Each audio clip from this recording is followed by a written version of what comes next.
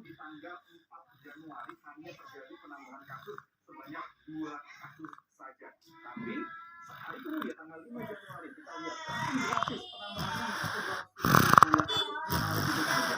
Di tanggal 6 ditambah lagi tanggal 7 Januari kemarin ada 300 kasus baru di DKI Jakarta yang terjadi. Tentunya saudara, lagi dan lagi kita selalu harus meningkatkan kewaspadaan karena COVID-19 ini masih ada, terlebih bagi Anda yang tengah melakukan liburan akhir pekan bersama keluarga Anda.